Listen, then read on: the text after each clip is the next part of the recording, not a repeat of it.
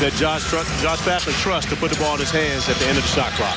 So we welcome those of you that have just finished Virginia Tech Boston College at the Castle in Blacksburg here after a 16-point victory over USC Upstate, and Wake Forest off one of its best performances beating Cornell the other night. And James Banks III on cue gets us going here from Atlanta. Here is Moore into the front court.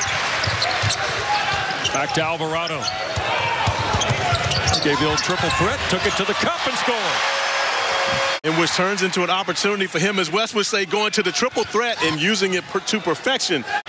7 to shoot for Georgia Tech out of the held ball. Here's Banks, 3 on the clock. Got the right-hand jump hook to roll. And going to his sweet spot, he's been effective in the post for the Ramblin' Wreck. Ford, knockdown jump shot for the freshman. He's got all 4 of Wake's points. More than a post-up guy. He's skilled, ability to put the ball on the floor and make plays, but also has an advantage when he gets the ball from the post. Moses Wright, a quick catch and shoot off the Alvarado miss. Here's Johnson all the way in. Turned it over to DeVoe. Jackets on the run. Alvarado to right. 8-point lead for the homestanding Jackets. Childress fighting through and leaves it for Horde. Yes, there is a lot of that.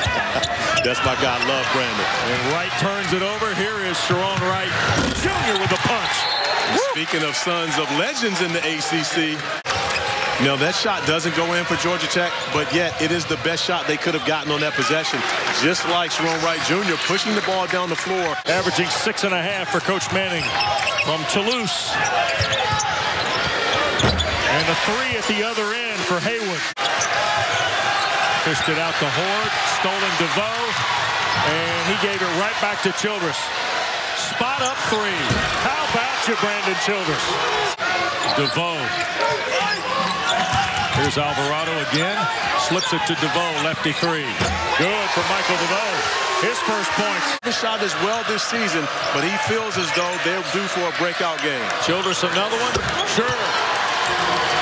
I tell you what, that's starting to look familiar. They're really making their way in their first ACC game.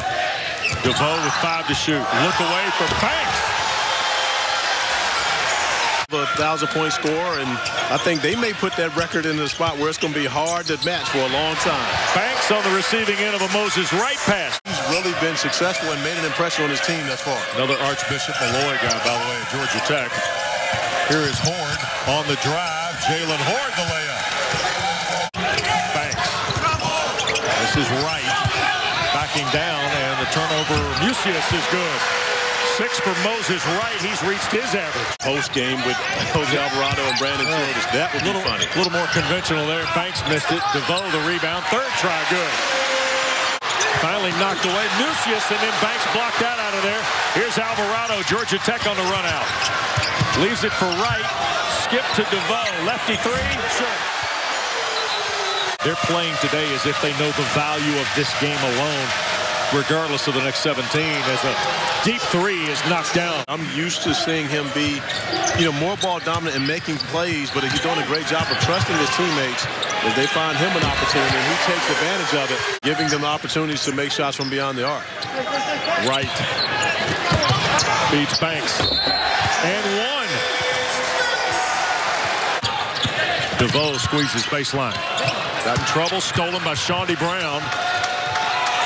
And Georgia Tech gives it away. Wright, nice pass, Horde the catch, and the basket.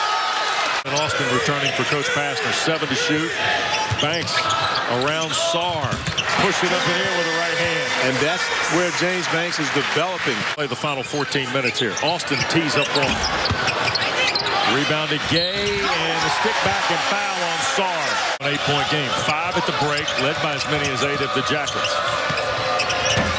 And a 3 ball. Curtis Haywood, Evan Cole on the floor with A.D. Gay. Cole had the big night on Tuesday and scores here for the first time. Averaged 13.5 points in the last 2 games. First basket for the sophomore. Shawnee Brown, a triple at the other end. Would it be that could take Georgia Tech out of that zone? Well, that's it. A couple of threes now for Wake Forest, and if they make... Now Wake with a chance. Childress all the way through. Shawnee Brown the basket. Nice look by Brandon Childress. You can get a win, you build some momentum, versus, as you mentioned, one of those other teams that's projected to finish at the bottom as another offensive rebound for Wake Forest. Both thought about it. Austin baseline. Reverse on Song. To shoot. Alvarado bobbing and weaving, and Banks follows the miss. 15 for James Banks. Get a little frenetic here in the possession. Austin in trouble in a double team. Scooped it up, and it went in. Come on. Like that, people are watching your home run. Well, I know he's from the Commonwealth, so I know he's some of you people. 2 up, 2 down, my VA boys.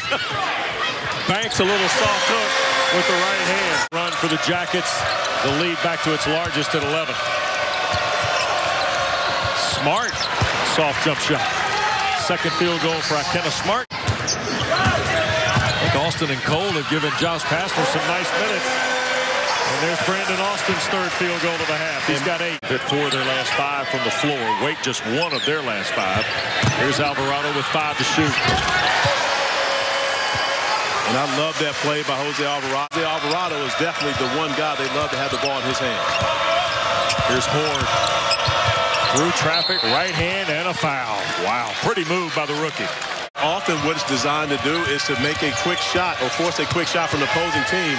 And just like that, 5 quick points. Get this back to 8 after Georgia Tech had the momentum going into the timeout. Torrey Johnson, the layup. Brandon Austin to answer. What a second half for Austin. He's got 10. 2 years of eligibility to play, so graduating in 3 years. Yep. But then I did tell you he was from Virginia, right? Wright, the fall away. 6 for Sharon Wright. You know, and he talked to us about Sharon Wright was a starter early in the year and then got injured and allowed Torrey Johnson to get back into the mix. Jalen Horde, the and 1 for the Deacons. Closer than that, and Georgia Tech keeps making those runs. Will this be the possession where the Deacons come up with a stop and cut into that? 3-ball, DeVoe. Now you got DeVoe with Cole and Alvarado. Here's Banks at the post. Feeds Cole. Here's Alvarado.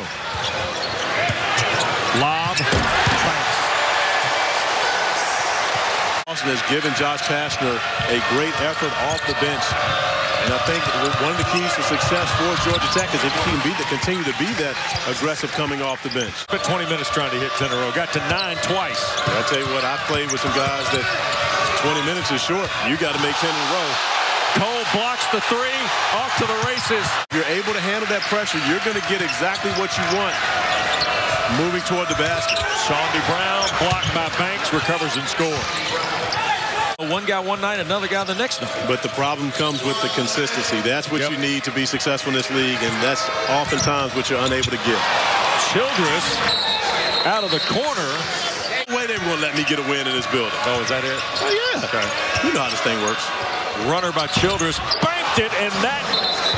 Well, now they say it's a 2. Running the show there. So you like Boston College, too, right? I do like Boston College. I thought Boston College would be... Ooh. I tell you what. Brandon Childress may need to start playing a little more like this. Jackets are going to win. Final 20 seconds, they're up 12. Childress from the T and GT. Is thrown in, I believe it's up to 5 3-pointers here now. That's right. This one from the T. Yeah. Them being ACC losses. Childress, another one, rattled out. And the ball game will end. Georgia Tech gets 92. That's the most they've ever scored for Josh Pastner in his 3 years.